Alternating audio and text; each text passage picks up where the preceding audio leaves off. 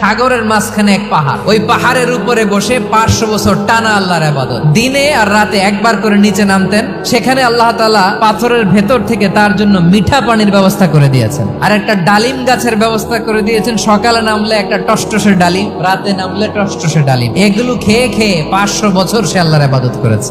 আল্লাহর দরবারে কিয়ামতের কঠিন ময়দানে যখন লোকটা হাজির হয়ে যাবে, আল্লাহ বলবেন 500 বছর ইবাদত করছে তো আমার দয়ায় আমার বান্দারে জান্নাত দাও। এই বান্দা বলে বালবি আমালি, আল্লাহ তোমার দয়া লাগবে কেন, আমি আমার আমল দিয়ে জান্নাতে যেতে চাই। আল্লাহ বলবেন তাই, ঠিক আছে, তোমার 500 বছরের ইবাদত এক পাল্লায় রাখো। আর আল্লাহ বললেন আমি যে দয়া করে সৌন্দর্য দেখার জন্য তোমার দুটা চোখ দিয়েছিলাম, দুটা নয় একটা চোখ আরেক পাল্লায় রাখো। রাখা হবে, দেখা যাবে ওই 500 বছরের ইবাদত হালকা হয়েছে আর মুহূর্তের মধ্যে আল্লাহর দেয়া একটা চোখের নেয়ামত ভারী হয়ে গিয়েছে।